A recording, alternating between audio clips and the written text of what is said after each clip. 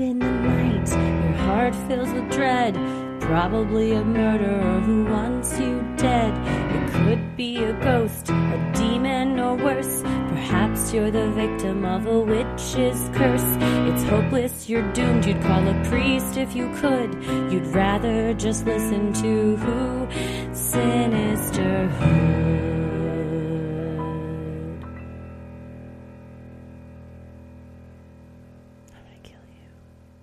Hello and welcome to another edition of Freaky Friday, where we tell your odd but true stories. It is Friday, October 10th, 2025. It's 10/10, baby. 10/10. 10/10. It is the dating anniversary of Tommy and I. Hell yeah. Yeah. So congrats. You know, and Date then anniversary. our anniversary this year is going to be our 10th year anniversary. I love it. What is the 10 year? I was wondering, what is it? Steel. No, I'm just kidding. Fire. Yeah, exactly. It's You've been forged in fire. Now here it is. You have to create your own gold. Yeah. I feel like it's just all the elements and we have to figure it out. You're like Captain Planet, but the gold is your relationship after 10 wonderful years together. I think 25 is gold, isn't it? For real? Or 20 maybe? Or maybe so. 50. I don't know. Something becomes a diamond. Just like me. Hold it tight enough. I thrive in stress and pressure. And I become a diamond. Well, thank you all so much for joining us this freakiest of Fridays. It is, we're well in the swing of spooky season, and we're well in the swing of the season of the witch. So if you have not checked out our live show in Dallas on Keysway, you can go and stream it now on demand. Thanks to everybody who's watched it. Thanks for all the shout outs so far, the people commenting how much they loved it, and all the wonderful feedback we've gotten. It was a good time. It was a super fun show. You get to watch through Halloween, which seems very appropriate. T-shirt orders. Now, if you want the T-shirt order, which is, as I was trying to go to sleep last night, it occurred to me we did not keep any out for ourselves. No, we did not. So we're going to have to make a phone call to the merch. We got to, because I was like, I want one of those. Me too. I'm going to have to order it myself off the website. So I'm also going to be ordering my own T-shirt by this Sunday, 11:59 Central. I think so. Well, just don't operate on Eastern just to be sure. Well, no, they're in Texas, so I feel like 11:59 Central is probably right. Yeah, get it in by October 12th, your shirt orders, and then the window is closed and you will not be able to get your Coven tee. So go to sinisterhood.com/live shows. There's t-shirt links. There's links to the Keysway stream on there. And let us know what you thought, what the fact that you learned, something that you've been telling people about. It was a lot of stuff to cram into our heads. And then now it pops up. Like I see a cute clip art witch with a broomstick and I'm like, interesting. Well, how adorable. What did you slather all over that handle, milady? ... So we can't wait. But today you have gotten us quite a lineup. Thanks to everybody that wrote in. We have a couple of repeat submitters today as well. Yes. Of the repeat submitters, this first one has our first submitter today has sent a previous story in as well. And what a one to kick us off with. So I'm Christy. I'm Heather. And let's get freaky. Content warning, this first one does discuss parricide. It's sent in by Della and is called Further Tales of Local Parricide. Della writes, "Hi ladies, it's me again. I submitted the story last fall about Porco, Freaky Friday 131, the guy that murdered his parents with an axe. At that time, I was a relatively new mom. My daughter is now nearly 2, just a couple weeks to go. And each morning on my way to work, I drive her to daycare. We chose the location primarily because of it being one of the leading childcare centers in the area, but also its proximity to my mother-in-law. If there were ever an emergency, she would be right down the road. Earlier this week, I drove my daughter to school as usual, and after drop-off, zoned out as I pulled onto the main road. Dotted with churches, temples, and schools, the street has a painfully low speed limit and new cameras, of which I have already been a victim, that document and automatically send tickets to anyone caught moving faster than 20 miles an hour. Never would I have imagined during the rest of my dreary drive that a 3-minute bike ride away from where I had just left my toddler, an excavation team was preparing to dig up a neighboring backyard in search of human remains. The news broke slowly throughout the day. how an elderly couple had gone missing nearly a decade ago and were now at the center of a financial crimes investigation involving their son. Sound familiar? In February of 2020, before the coronavirus lockdowns began, a distant relative of Franz and Tricia Cross, who would be 92 and 83 today, contacted the police and requested a welfare check. When the police could not make contact with the couple and a neighbor explained that they had moved to Germany, officers had no reason to be suspicious. Once lockdowns began, it is reasonable to assume that you might not see people out and about, particularly the high-risk elderly. But it seems to me alarm bells should have been ringing long before 2025. I, an anxious person, would have worried that they perished in the pandemic and nobody noticed. How could this have happened? Enter Lawrence Krauss, the couple's son and focus of a financial crimes investigation related to the use of his parents' bank accounts. The couple continued to receive direct deposit Social Security checks, despite federal officials having been unable to reach either of the recipients for several years. Neighbors said their son kept up with the house and lived in the area. Earlier this year, in May, investigators from SSA contacted local police, which prompted a search of the Krauss' property. After an initial search of the couple's basement in search of signs of foul play or human remains, a crew began sifting through soil at the property with shovels, hand tools, and ultimately an excavator. The district attorney in this story is a familiar character. He was the defense attorney for Porco in my previous submission. He was present at the excavation and offered limited remarks to reporters. I collected my daughter from daycare that afternoon with a heavy heart as our usual route took us past the side streets that would have led to the home where those poor people had lived together for 40 years. The same day the excavation work began, probably as I was on my way home, the team unearthed the first evidence of human remains. This kicked off a flurry of armchair investigation into Lawrence Krauss, who appeared on a 2020 presidential ballot in New Hampshire. He ran as a Democrat, and his social and campaign media were littered with unhinged and anti-Semitic messaging. When asked what it would take to beat President Trump, Krauss responded, "Be a true nationalist." This guy has an MBA from the same esteemed university my husband graduated from. I'm hoping they never crossed paths as alumni. On Thursday morning, investigators unearthed the second set of human remains. If this isn't enough to make you suspicious, have a seat. By Thursday afternoon, Krauss had driven to a local TV station and admitted to killing his parents. He was then arrested in the parking lot. In his exclusive interview, Krauss explained that he had smothered his aging parents because they were in poor health and he was concerned for their misery. He expressed his beliefs that he did the right thing for them. He sent statements and screeds to multiple news outlets and radio stations that neglected to mention his parents and instead focused on his plan to replace federal and state government with a board of trustees and to request that he be prosecuted under German law. What? I personally did not watch the interview, but will link it below. Something about watching and listening to the killers gives me the creeps. I don't know if it's that I hate to give space to their words, to let them reach me in such an intimate way, or what, but I can't stand it in the same way I can't bear to listen to recordings of 911 calls. Anyway, that's my brush with true crime for today.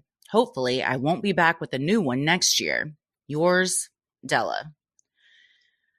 Oh, Lordy. I totally get it, Della, of not wanting to watch interviews, like interviews from prison with people on death row and stuff, or just when they're so plainly and bluntly describing their crimes. It's beyond unnerving and can really stick with you in an unsettling way. Same with 911 calls. You're hearing people in their most desperate moments pleading for help. So, you know, there are so many of those I can't listen to either, and I totally get it. This is just wild, and I get why you didn't watch the interview. I watched part of it, and it's bananas how calm he is. He turned himself in, and then he wanted to send like his manifesto and stuff to the news stations, and they were like, well, we'll give you an interview if you just come down here. And he was like, bet. And he just showed up. Be right there. And the journalist was like, one reason the interview went kind of like as seamlessly and honest as it did is because they didn't have time to prepare. It was just a very like in the moment, like, so did you poison them? And he was like, no. And the interviewer said, did you suffocate them? And he just said, yeah. And then went on a rant about how boomers are just aging and how basically we would be doing all of them a favor if when they get to that point, we just euthanize them. And I mean, given the fact that he also ran on a very strange ticket with all over the place ideologies politically, he as your mother would say, an odd duck. It seems like he seems to have a grasp, which is the legal question of the difference between right or wrong, because he's tried to hide evidence of his crime. You know, he knew that he wanted to get his manifesto out before he was arrested in the TV station parking lot, and made comments of, well, I have to preserve my Fifth Amendment rights right before he just opens his mouth and confesses on a camera and microphone with a professional reporter. So there's definitely he's got no sense. It sounds like, he's got like a lack of sense, but it seems like he's at least got a grasp of reality to know that he didn't say, well, I just put them in a chamber to make them comfortable. It's like, I put a pillow over their faces, suffocated them, and then I didn't tell anyone because I knew I'd go to jail. It's like, well, that's the legal standard for murder. So the weird, his attorneys might try to use some of those things. And I think if he does have any sort of issues with his mental faculties, make sure he gets a fair trial. But sure, him walking into the police station and being like, I would like to be heard, is just a person with bad judgment, not a person that does not have a grip on reality. So I hope he is punished to the full extent of the law, which would include, it sounds like, federal financial crimes. Yeah. He also said he believed he was doing the right thing and still believes he did the right thing because they were aging, their health was failing, and he essentially put them out of their misery. Now, do you then bury them in the backyard and collect their Social Security checks for 8 years and you live in the neighborhood? You go and mow the grass and take care of the very house where you have buried your parents in the backyard. And you tell the neighbors, oh, no, they moved away. They moved, to Germany. They're just out of town.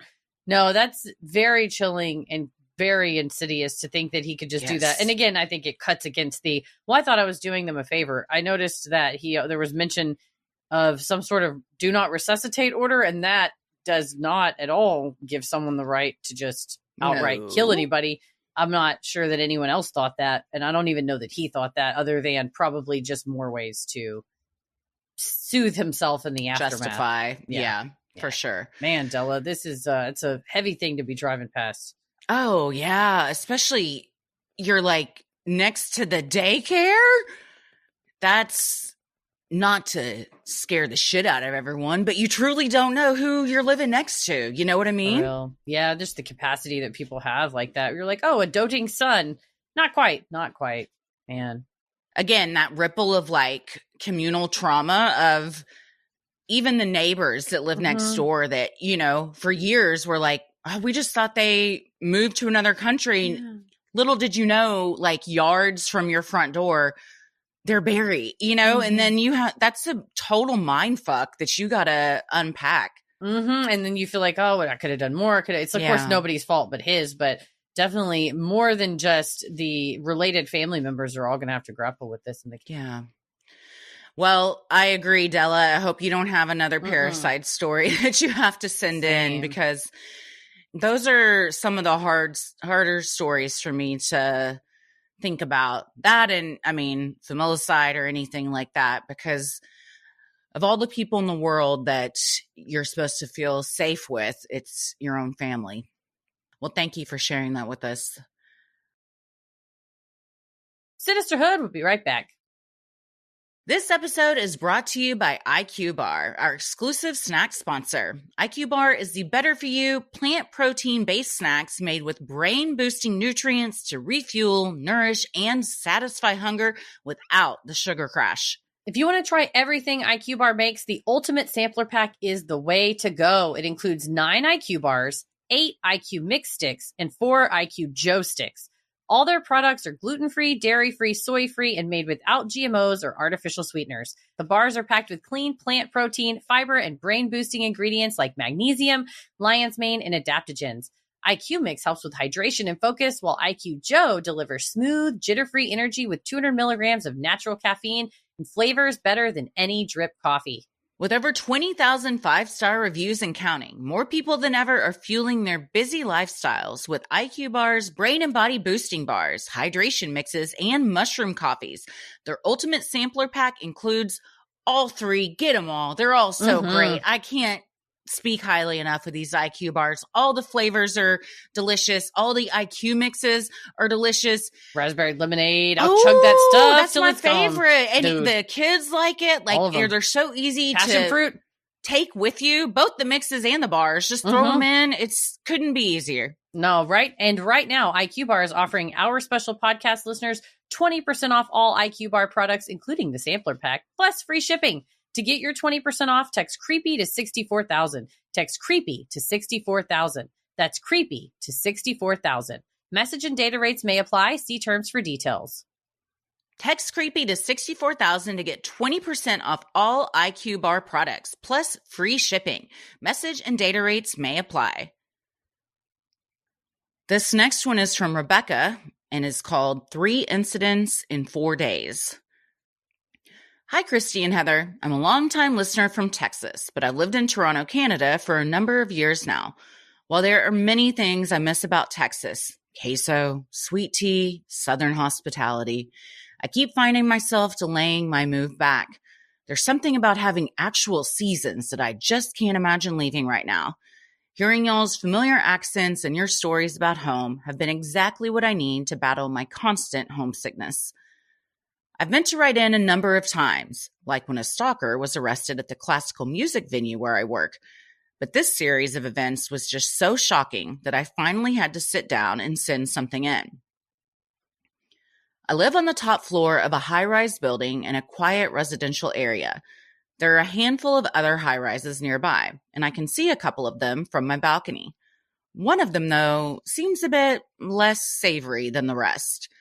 Since my husband and I moved in this past May, we've noticed that police cars, fire trucks, or ambulances show up there almost every single day. Usually they leave pretty quickly, so we assumed it was just routine false alarms or minor incidents. But a few weeks ago, 3 major incidents happened there within 4 days, and things started to feel a little too close to home. On the first day, Friday, September 5th, the largest number of police cars I've ever seen came racing up, lights and sirens blazing. Shortly after, multiple news trucks and ambulances arrived, and the entire street was blocked off with police tape. We couldn't tell what was going on, but this was clearly not the usual false alarm we were used to. It turned out that a woman had been found in a parked car outside the building with severe injuries. She was transported to the local hospital, but later succumbed to her wounds. Police immediately treated it as a homicide. The victim was 21-year-old Serenity Brown. A few days later, police arrested a 48-year-old man for her murder. While the relationship between them wasn't made clear, it was reported that they were, quote, known to each other. Not much has been released about this incident, but it's so tragic and heartbreaking to think about someone so young losing her life that way. 2 days later, on Sunday, September 7th, we had the balcony door open and heard the now familiar sirens again. While we normally just ignored the noise, after Friday's chaos, we went to see if anything was happening. At first, I didn't notice anything, but my mom, who was visiting for the week, pointed out that there was a dumpster on fire in front of the same building. A literal dumpster fire. The firefighters arrived and quickly put it out, and things calmed down again.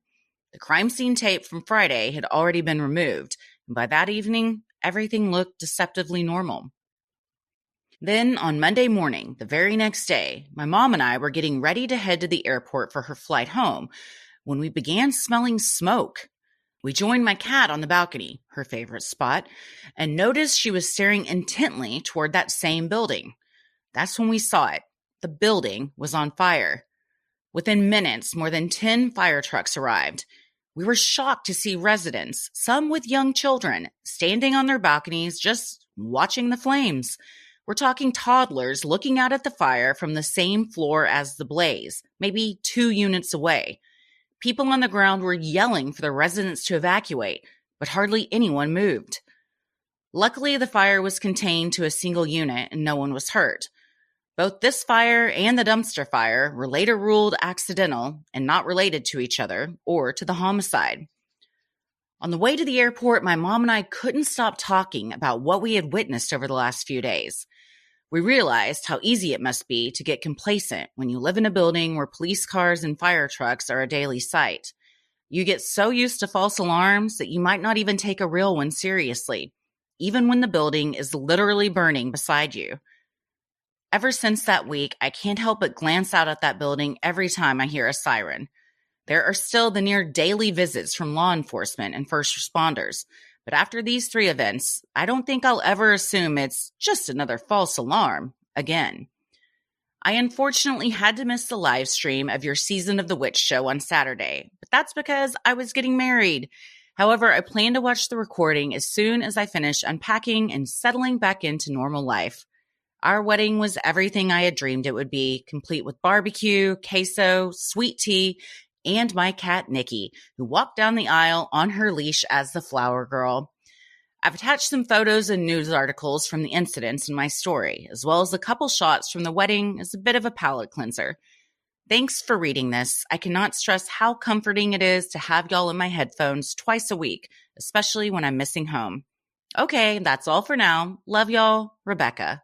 Well, congratulations, Rebecca. This looks like a beautiful wedding. And my Nikki is Rebecca, you look gorgeous, but Nikki kind of stole the show here. Nikki's little dress is fantastic. We'll post a picture of just Nikki in her dress because she is an icon. Really, she's the moment. Honestly, Rebecca, your dress, also iconic. Your hair, impeccable, gorgeous. Your husband, love the kill. Everything about this. I love wherever y'all got married. It's gorgeous. Beautiful, beautiful wedding. Definitely take time to chill and unpack because that is a lot of events to happen right outside of your house like a month before you get married too. Yes. Like, let us not forget, this was only a few days ago.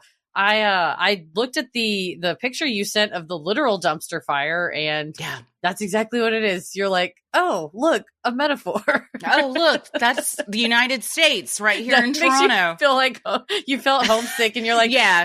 Oh, look, Texas. Oh, Texas is right there. It's never been closer. Yes. And you sent a picture of the apartment on fire. You can see the flames coming out and then people just kind of hanging out. Like, what's going on in there?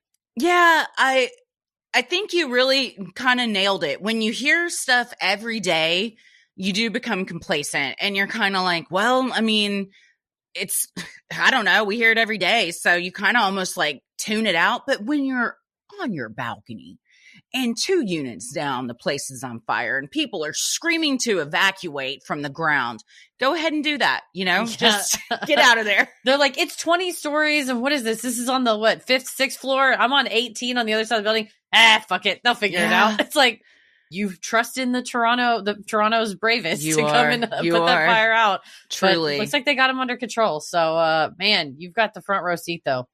Say hello to Toronto for us. The city we both love. Even though this building is on fire, I still would rather be there than here right now. I'd rather be putting out that dumpster fire. Oh man. Well, enjoy. Congratulations on your nuptials as well. Oh yes. And congratulations, Nikki, on being just the cutest little flower kitty I've ever seen. I imagine this was a custom gown. And looks like it. Whoever made this, 10 out of 10. Put her on the cover of Vogue. Sinisterhood will be right back. Well, if you've got kids like we do, you know how meal routines are a grind because you can't just have mac and cheese every night for dinner, as much as my children would love that. And it's also such a beating as parents to be like, or anyone, like, what are we having tonight for dinner? Like, I wish someone else would just figure it out for me. Nurture Life is a meal delivery service that makes it simple to serve your kids healthy, delicious food without the hassle. With over 50 fresh, nutritionally balanced options to choose from, ranging from toddler finger foods to big kid favorites like spaghetti and meatballs, there's something for every age and taste. Meals are fully cooked, allergy-friendly, and arrive at your door in refrigerated packaging, ready to heat in just 1 minute. It's the top-rated service for feeding kids 10 months to 10 years old with real food that fits busy schedules. My kids get home from school, they are famished. They don't want to wait around for a snack. So being able to pop something in the microwave that's ready to go within 1 minute and it's warm and filling is a game changer. Head to nurturelife.com/creepy and use code creepy for 55% off your first order plus free shipping. That's right, 55% off plus free shipping. Once again, that's nurturelife.com/creepy and make sure you use our promo code creepy. Well, this next one is from Doug and it's called, Was I Abducted Again? G'day from an Aussie fan. I'm an interstate truck driver and I love listening to your awesome podcast to help pass the time. I have multiple stories to tell, from ghostly encounters to astral projection to a tear in space-time. But the one I'm sharing today is my personal UFO encounter. Let's travel back to 1991 in Melbourne, Australia. I was 11 years old and spending the night at a friend's house for his birthday sleepover. There was a whole group of kids, most of which I didn't really know. It was around midnight, and we were all in his front garden for a late-night lolly hunt. I know, weird idea. Everyone had eyes down, hunting through the garden to find the lollies, but something caught my eye above. Standing alone on the lawn, I looked up, and I saw a bright light. It was perfectly still in the sky. Then it zipped to a different position as fast as lightning and coming to a complete and instant stop. It continued to zip and zag all around the sky before my eyes, sometimes further, sometimes a lot closer, close enough for me to clearly see its shape and every detail. It was a classic UFO shape, round, domed, a domed, quote, cockpit on top. Below was a round section protruding downward slightly. A white light came from the base like a glowing fog, and there were round lights evenly spaced around the main body, similar to portholes. It was not a plane. Helicopters cannot move like this, and drones did not exist yet. I saw my friend, the birthday boy, was close, so I called his name. He looked at me and then saw what had my attention. We watched it zipping and hovering for what felt like many minutes. Eventually, it flew away faster than lightning and was gone. We looked at each other in confused amazement and returned to the other kids to hunt for lollies. At school, we talked to each other about what we'd seen. We had no doubt what it was. I told my parents about it. Dad instantly believed me. Mom did not. She tried to test my friend and I. When he visited on the weekend, she separated us and asked us to draw what we saw. Needless to say, we both drew the exact same thing. Still, she wasn't convinced. Shortly after this sighting, I found something. An object was under my skin. It was the shape and approximate size of a capsule, like you'd swallow. It would move, sometimes around the left side of my chest, sometimes near my collarbone or neck. I could pinch and feel it through my skin. It was perfectly smooth and hard as steel. Nobody, including my parents, were concerned with it, but I was. It bothered me. Eventually, as a young adult, I realized it was no longer there. I never had it removed. I had no memories of it being removed. Weird, I know. My encounter has never left me. I think about it constantly. It's a part of me now. Now back to present day. I recently had a strange dream or night terror. I always have weird dreams, and I always remember them in detail. This one was different. I was sleeping at home with my partner in our upstairs bedroom. I woke up in a terrified panic. I could only remember the very end of the, quote, dream. I was in bed, and there were multiple gray aliens in the room looking at me. Then I woke up. They were gone, but I had that intense gut feeling I wasn't alone. I was too scared to get up and look around. It was too real. It didn't have the fog of other dreams. It was just too real. Why couldn't I remember the rest of the dream? Had I just been returned to my bed and caught a glimpse of them as they were leaving? Had they put the capsule in me and returned another time to remove it? How many times have I been visited that I aren't aware of? Honestly, it all scares me, but also intrigues me. I want to know more. I want them to be honest with me. I want to meet them again and remember it. People don't tend to believe me, but I don't care. It's just a part of my life and what makes me, me. Keep up the awesome work with the podcast, ladies, and keep it creepy. Damn, Doug. Well, I believe you. That's fucking crazy. Dude! You're out on a lolly hunt and you just like, I mean, it's happening. It's the UFO that we've all saw we were going to see. I don't know how one isn't concerned when a steel capsule shows up under your child's body and is just moving around. And then all of a sudden it's just gone. Right. Anything, even if it's not steel, it is sort of a little lumpy type of thing. Yeah. I think I might want to scan it, maybe like look a little bit more into it with whatever we have. Although it was the early 90s, so things were a little bit like, it'll probably go away back it's then. Fine. Whatever. So, it's just, did you swallow a pill wrong? It probably just got stuck in your chest. It got loose. It got loose out of you. You coughed the wrong way and the pill shot out of your throat. Yeah, that would be definitely something I would be worried about, because why is it there? What's it for? I wonder if other people who have had certain types of experiences, whether it is out in the open, kind of like Doug, similar to the kids we saw in the aerial school incident, where they're just out and it just flies at you, versus where your first incident is you're in your house in your bed. But it nevertheless, if any abductees have gotten these like nodes, some type of little feel like we had another right. Freaky Friday with somebody that experienced that. Yeah, it sounds familiar. I also read books on people who have UFO exposed. It's like one of those where it's like it's floating in there, but I encourage you, Doug. You're not the first one, Doug, that has said that they have found that after they believe they've had an encounter or been abducted. Look into Dr. John Mack. He's the one that talked with the aerial school UFO children, but then also later in his career talked to just other people who had encounters. And it might give you a little bit of solace to know that not only were people believed and listened to, but by a pretty renowned, until he was attacked by the detractors, pretty renowned psychologist. Yeah. Yes. Gosh. I also, Doug, would feel the same way of scared, also intrigued. Like, right. Don't knock me out to do, well, or maybe do, because maybe I don't want to be around for it. But why don't you give me a tour of the ship and just like take me out to dinner before you insert a steel capsule in me? I'm ready for a Kate McKinnon. Like, they were batting my knockers and the way they were checking the door, I don't think it was policy. Like, I'm fine with it. I'll pee in a little bowl. They all stood around and watched me. Then I end up with my cuckoo out and my poop chute showing on top of a Waffle House.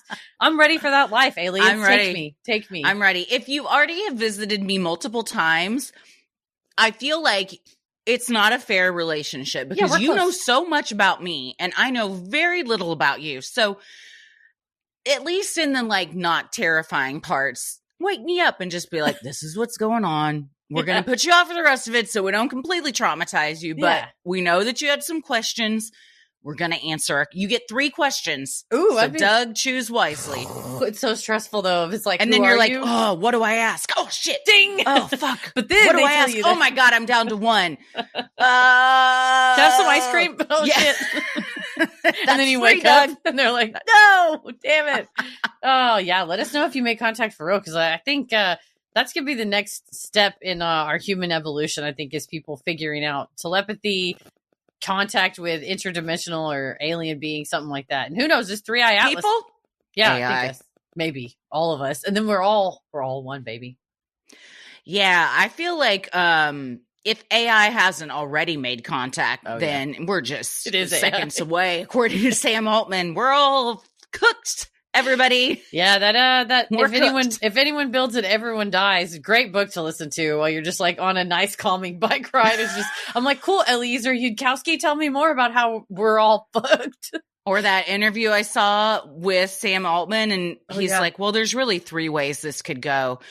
one, they all kill us because, they get too smart. Two, they kind of just become part of our everyday lives and we don't want to have to rely on them, but we do. Are we already there? And then the third, which people are like, we're already at that point where people can't make decisions without consulting their chat GPT first. And they've just become too integrated in people's lives in a very unhealthy and dangerous way. Between that and the AI psychosis, I think we're headed towards some real dangers for a largely unregulated industry. That the Yudkowsky, like the TLDR of that book, if you don't want to go read it, is just something this nebulous and unpredictable needs to be developed in a closed laboratory environment. And the worst thing would be to give everybody unfettered access to it. But the only thing that they've done is give like everyone unfettered access to it. Yeah. So they're like, well, if everyone just stopped that and just agreed, like, we're only going to develop it in safe ways. But the concern is that, and for an adversary, and who that means to you depends on literally where your feet are planted, is going to develop it first. Everybody's like, rush, rush, rush. So maybe we'll all touch the sky sooner than later, Doug, and we'll all be there with you. We'll meet your friends. Well, thank you for sending that in. And please keep us posted if you have any more encounters. And fuck the haters. We believe you. Hell yeah. And if anybody else is out there has had a similar instance, especially if you're in Australia, write in so that Doug may know he's not alone. Lollipops? I think so. Okay. So maybe that's the thing you do is have like what might be an Easter egg hunt, but it's a lolly hunt. I typed in Australian lolly hunt and nothing filthy came up on the internet. So it does sound like it is a legitimate thing. It says 90s nostalgia. I don't know. So I guess. Oh, fun. Maybe you do a little candy hunt. Yeah. Okay. I like it. I like a lolly it's hunt. Different than saying, do you want to come to my house and play hide the lolly? Also, complete side note, but I love that people in other countries refer to their yards as gardens. I just think it sounds fancy and fun. It does. It's like, come out with me to the garden. Yes. Oh, we're just going to have tea in the back garden. In the garden. Like, damn, we just call ours yards. Come out to the yard. I dug up something. I got me a piece of metal I found in the yard. It's like, that's the kind of backyard thing. Or front yard? Hey, we got a side yard too. Yeah, we do. Rabbits are. We got a dog run too. Oh man. Good America. Times. Good time. Yeah. Sinisterhood will be right back. If your dog could talk, they would warn you about what's lurking in their bowl. Mass-produced kibble isn't just unappetizing. It could be a crime against canine health. Mysterious byproducts, unpronounceable preservatives, and who knows what fillers sounds more like evidence from a crime scene than dinner. Ollie is here to crack the case on pet nutrition with fresh, human-grade meals made with the highest quality ingredients. No mystery meats, no artificial junk, just real, minimally processed food made in U.S. kitchens. It's the kind of clean eating that keeps tails wagging and nose sniffing for more. How it works. First, fill out Ollie's 30-second quiz, and they'll create a customized meal plan based on your pup's weight, activity level, and other health info. Then get expert recommendations. Ollie crunches the numbers and recommends the right recipes and daily portions for your precious pup based on hundreds of thousands of real dog results. Then get your welcome kit. Ollie will send out your pup's first box with 2 weeks worth of meals and a guide of how to gradually switch them over to their new diet. Finally, customize your plan. Ollie offers 3 meal plans to choose from, so you can choose between a full fresh plan, fresh topper plan, or a mixed plan with their freshly baked recipes for your special fur baby. They also have treats and supplements, and Ollie is the only fresh dog food that comes with unlimited routine health screening so you can get your pup on track to living their healthiest, happiest life. Buff and the Goose will fight over Ollie treats, Ollie food, Ollie snacks. Kate's a fan too, yeah? Oh, yeah. Kate's a fan, loves the treats, love the food. I love the pup tainer. Mm-hmm. Again, the other night, Petal tried to get to it, and it's indestructible. It seems like it's just made out of, regular materials, but kudos to whoever put that thing together because it's pig proof. Yeah, it can survive a pedal attack. Dogs deserve the best, and that means fresh, healthy food. Head to ollie.com/creepy and tell them all about your dog and use code creepy to get 60% off your welcome kit when you subscribe today. Plus, they offer a happiness guarantee on the first box. So if you're not completely satisfied, you'll get your money back. That's OLLIE.com/creepy and enter code creepy to get 60% off your first box. Well, this next one is from Anonymous, my child, who uses they, them pronouns, and the subject line is Haunted House Story. Hello, I'm from a small town, and my family still lives in the area, so I'll just be your long-lost child, Anonymous. I just want to say your show is truly a bright spot in the world. You're so hilarious, and I respect the hell out of you for speaking the truth and not being apolitical on your show. The Freaky Friday stories are my favorite, and I've been meaning to write to you with my creepy story. But I have a tiny human who never sleeps, so it's taken me forever to write this. My family has had a very stressful year, including my partner being unfairly fired so their boss could hire her friend instead, and 2 moves with 2 children under 5. But it's been fun to write this and think about what my worries used to be as a teen in a haunted house. Over 15 years ago, when I was 16 and my sibling was 13, our parents got divorced, and our dad moved into a small rental house not far from the house in the country we had grown up in. Our mom moved into the nearby small town where we went to school, and we split time between their 2 places. Luckily, we were always together, or I would have straight up refused to stay overnight at my dad's new, very haunted house. Even as teenagers, we were actually very happy to share a room while at our dad's because that place was terrifying. I'd always been interested in the paranormal and kind of believed in ghosts and loved hearing other people's stories, but I had never had a firsthand experience until we moved into this place. As some background, the father of the person my dad rented from had died in the house a few months before we moved in. He was older and I think just had some health problems and died essentially of old age, so nothing too spooky. But almost 100 years before, in 1922, 3 siblings in their 60s who lived together in the house had been murdered. It's actually still considered the oldest unsolved murder in the county. Julius and Mary Balzer were found dead on the property, and their older brother William died the next day from the attack. They had all been beaten to death, potentially with a hammer, in and around the property. Mary was found by a neighbor in a ditch by the mailbox when he went out to get his mail. It looked like she had tried to run away. It was rumored that the siblings kept large sums of money in the house, so it was suspected to be a robbery. But to this day, no one really knows who killed these people or why they did it. I can't remember who thought it was a good idea to tell my sibling and I about this horrific murder that happened in the house we were now living in the midst of our parents' divorce, no less. But we were definitely creeped out the first night we stayed there. We were sleeping in the living room with me on the couch and my sibling on a recliner because we hadn't moved our beds in yet. We were, of course, jumping at every noise in the old house. Soon after we fell asleep, we were awakened by the large standing lamp falling down and the glass bulb shattering. Neither of us were sleeping near it, so we couldn't have kicked it over, and we still have no idea how it happened. There are so many stories I could share, but I'll just mention a few here. Throughout our time in the house, we experienced dried, reddish, brown dripping stains inexplicably appearing on the inside of the front door and on furniture in the living room. Tons of weird banging noises in the walls, especially at night. My dad woke up in the middle of the night once because he heard someone shout his name. He's deaf in one ear and he sleeps on the other side. We can never wake him up, even when we're trying to, so it's honestly wild that he would have heard this ghost at all. He was the only one home when it happened, so I guess he just went back to sleep? Truly wild dad shit. Once I heard a dining room chair flip backwards onto the floor when I was the only one home. It was right behind me, but I didn't see it happen. I just looked around at the loud sound and saw it on the floor. I left right away and tried never to be there alone again. My dad heard whistling in the kitchen behind him when he was doing dishes, but as soon as he turned around to see what it was, it stopped. But the thing that scares me the most to this day is when my siblings saw a physical apparition in the house, right behind me.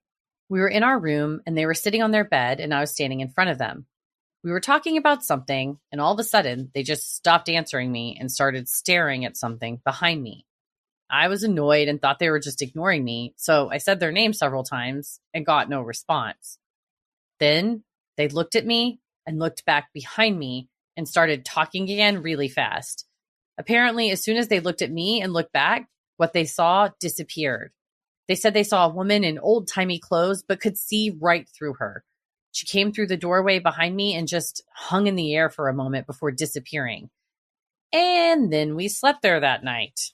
Lastly, There was a time my friend Jordan and I went to the nearby county cemetery to see if we could find the graves of the people who had died in the house.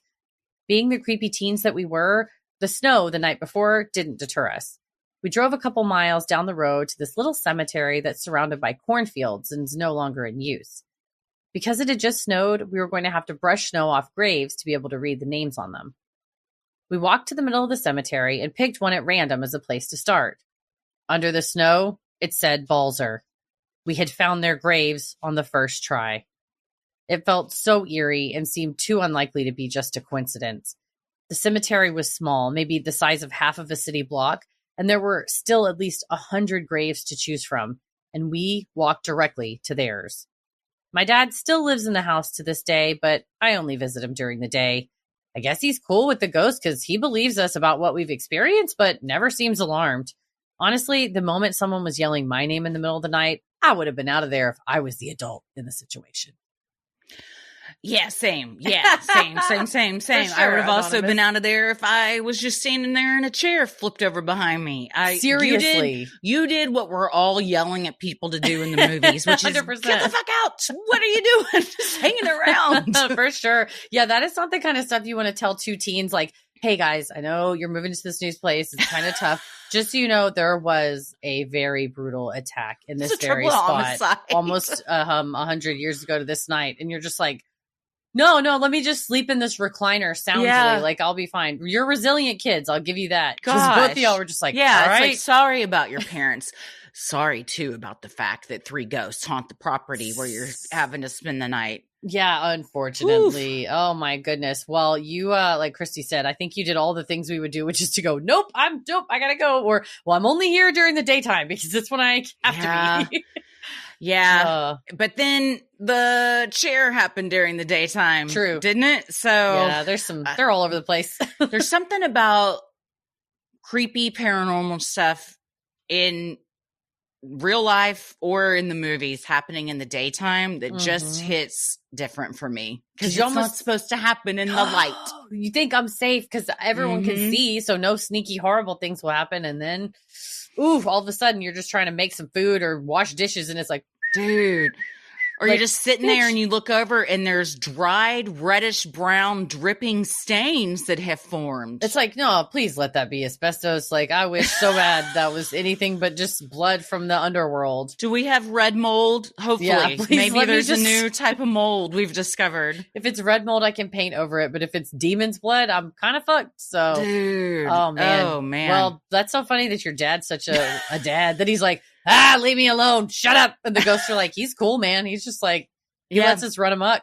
And still lives there. So like what? Yeah. It's a good house.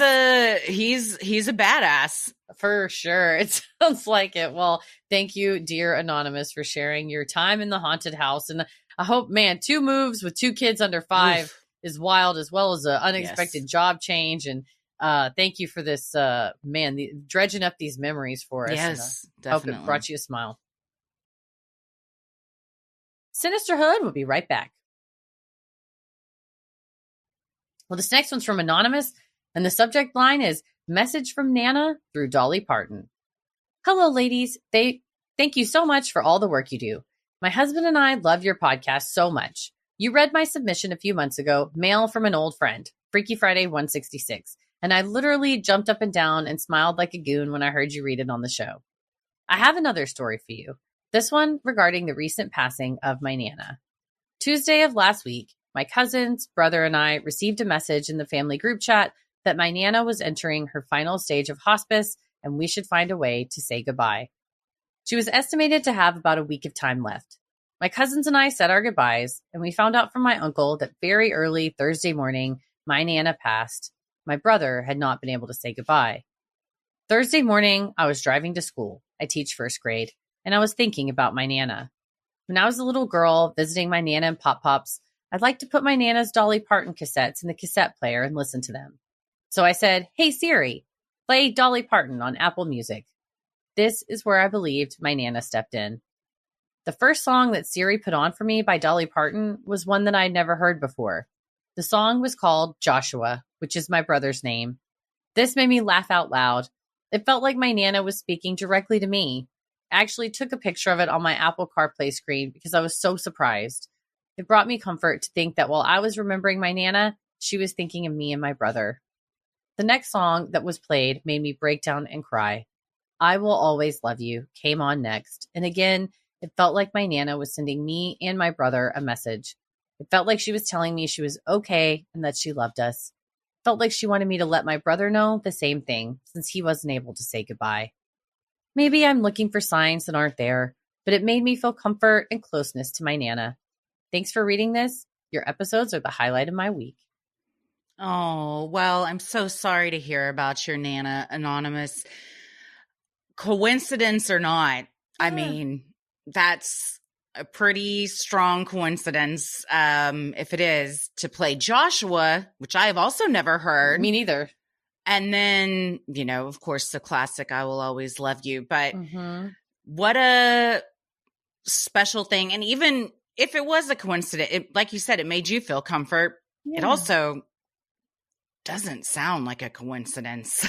Right? I mean, it's one of those things if you're just like, hey, play this song, and it's her most famous song, or like the very first song that comes up on like the This Is Dolly Parton playlist or whatever. But for it to not only be a deep cut, but it's a deep cut that is specifically the name of the family member that you were thinking of that did not get to say goodbye is when it pushes it to me into more less coincidental and more inexplicable, energetic movement of some kind.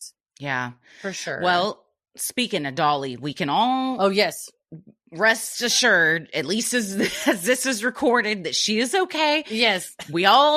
Our asses all fell out of our bodies collectively the other day when her sister, sweet as can be, was like, please pray for my dear sister.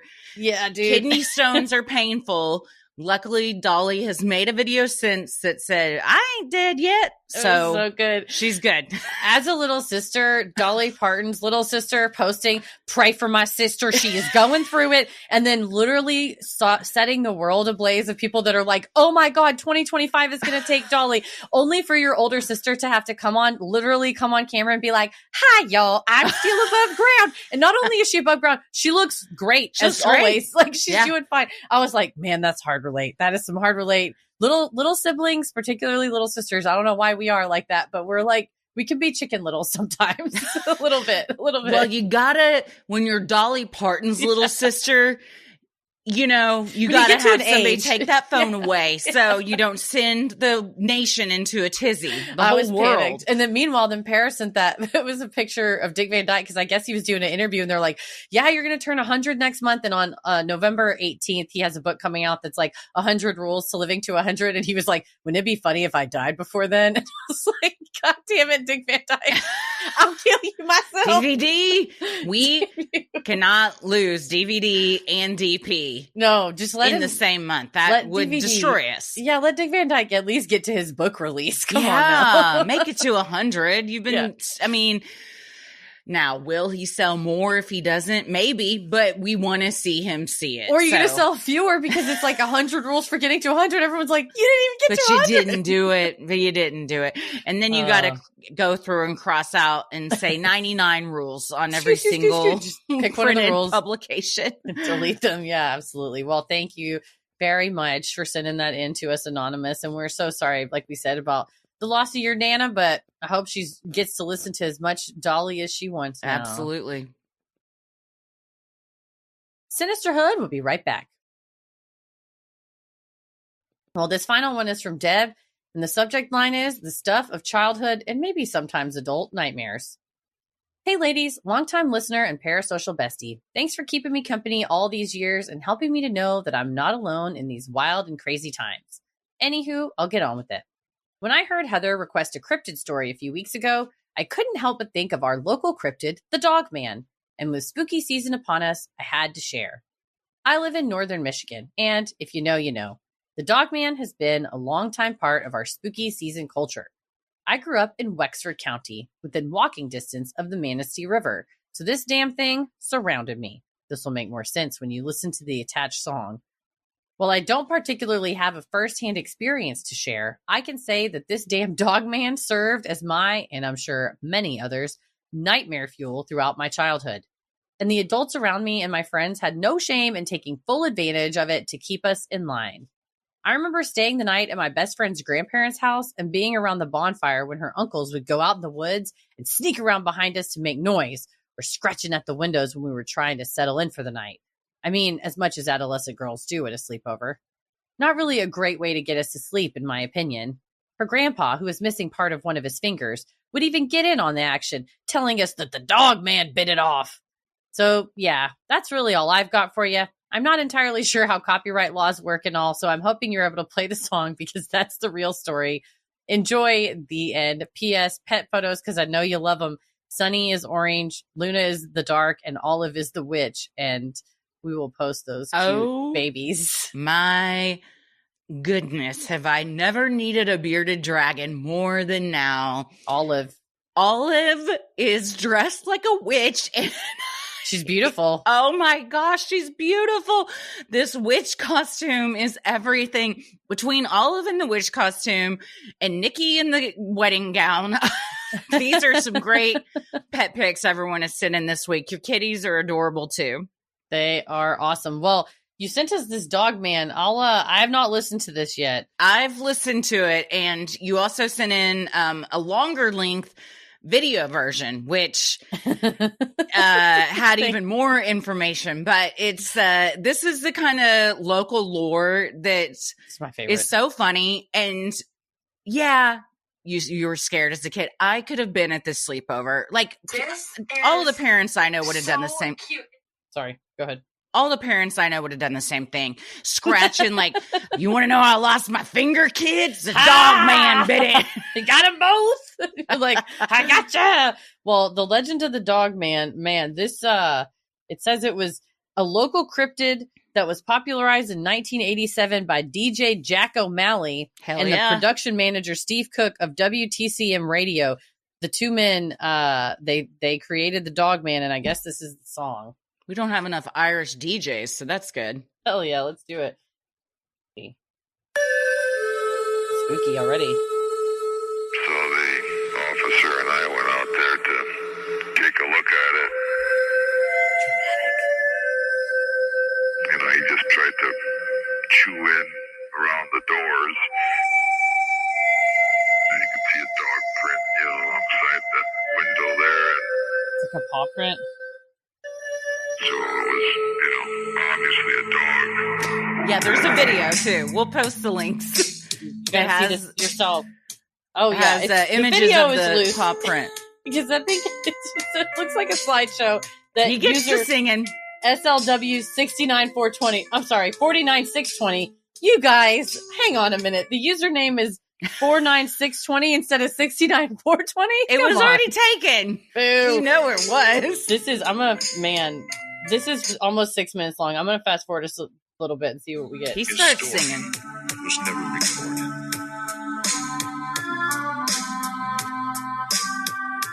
1987.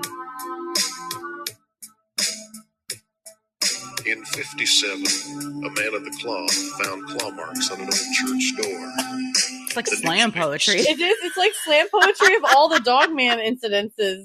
Yeah. Soon enough, I guess we'll know, because this is the time to fear. For another 10 years has come around.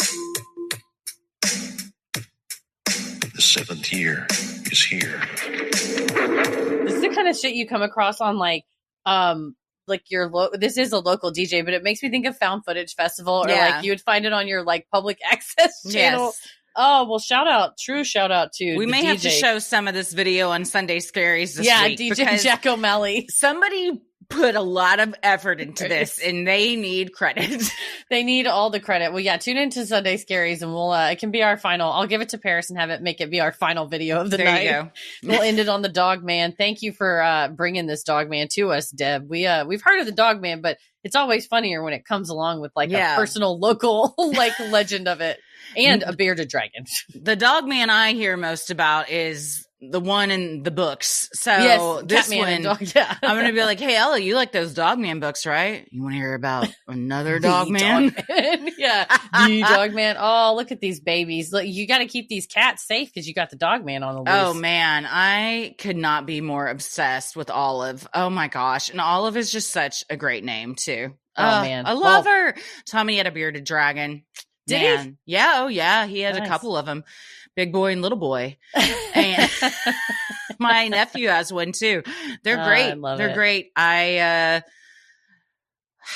don't like to have things in the house that I got to feed real stuff to. Yeah. You know, that's true. Live things. That's where my line is drawn, but they're so cute. And I don't know, I might make an exception if I could dress it up like a witch. So if it could be as cute as little Olive, well, Olive needs to watch Season of the Witch because she is dressed as a witch. Yes. The bearded dragon. I wonder what the bearded dragon thinks about our live show, but please. Well, thank you. Thank you, Deb, for sending this in and for heeding the call of cryptids. And it's that time. I mean, it's always time for cryptids. So anybody else that has weird local lore, please send it our way. We love a cryptid we maybe haven't heard of yet. Yes. I'm trying to collect a bunch of like Halloweenish spooky stories for the next few Freaky Fridays. So I've got some starred already, but if you've got one, please send it in, especially if it like happened around Halloween. Those are always fun too. Yeah. Get us in the mood. Well, thank you to everybody for sending in your Freaky Friday stories today. If you have an odd but true story, maybe you've encountered Bigfoot, you've seen a UFO, you had a brush with true crime, or you felt the presence of an otherworldly being, send them in at sinisterhood.com/Freaky Friday. Speaking of freaky, you've got something creepy caught on camera, found a weird or unexplainable clip online. Maybe you just have a funny video you want us to see. We'll send it our way and we'll live react to it during Sunday Scaries, our weekly live stream over on Patreon every Sunday at 8:30 p.m. Central. It's totally free. You just put in your email, you get immediate access, plus you get access to all the free content we have on our Patreon just for free members. So it's a win-win all the way around. You're going to get to see this Legend of the Dog Man video this Sunday too. Yeah, we'll watch it together.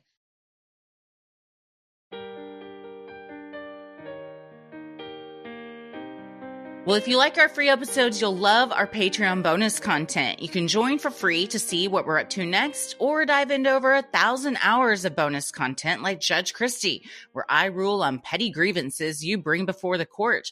True Crime Headlines, where we break down the latest news and updates in true crime. Heather Saves, where anything Heather has found late night scrolling could be discussed. And Am I the Asshole? Unpopular opinions and other subreddits that we feel require our input.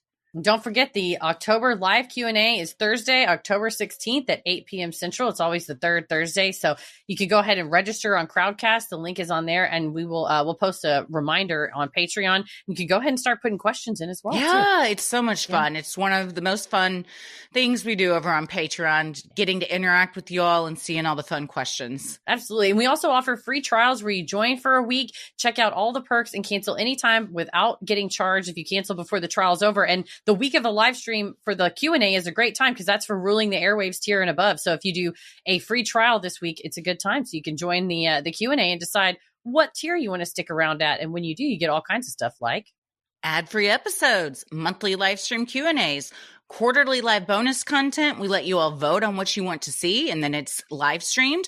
Weekly audio bonus content. Also, just for those free members signing up for free, you get monthly archived audio bonus content sent to you. You also get mini-sodes, merch discounts, and a community of the best listeners on the whole internet.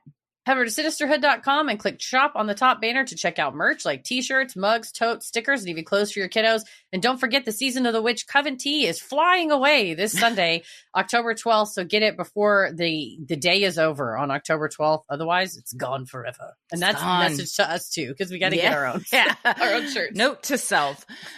While you're on our website, you can also review the show. Thank you so much to everyone that's left 5 stars and kind words. You can submit topics and cases you'd like us to cover, and you'll find fun things like topic-based playlists and tickets for Crime Wave at Sea 2025. It is just around the corner, November 3rd through 7th. We're leaving out of Fort Lauderdale. We're coming back, different people, y'all. We're going to completely shift it. It's already in motion from I've got the show. and the Sea Magic book. We're going to have to start flipping through that and making notes as well. So we're excited to bring that to you. Go to Sinisterhood.com and click live shows and come hang out with us on the ship. You can follow us on Instagram and Threads at Sinisterhood Pod. Like us on Facebook at Sinisterhood. Follow us on YouTube and TikTok at Sinisterhood Podcast to watch clips from episodes, live streams, and more. And if you're looking for a unique and personal gift for the Sinisterhood fan in your life, or you want to treat yourself, book a cameo now, from happy birthday to birth announcements and anything in between. We would love to help celebrate with a custom video that can be immediately viewed and sent. It's a thoughtful gift. You don't have to leave your house. And it's the unique gift they don't already have. So go to cameo.com/Sinisterhood. Where can people find you on the internet? I'm on Instagram and Threads at Christy M. Wallace and TikTok at Christy or GTFO. Heather? I'm just all over the place at Heather versus the world. As always, the devil rules the airwaves. Keep it creepy.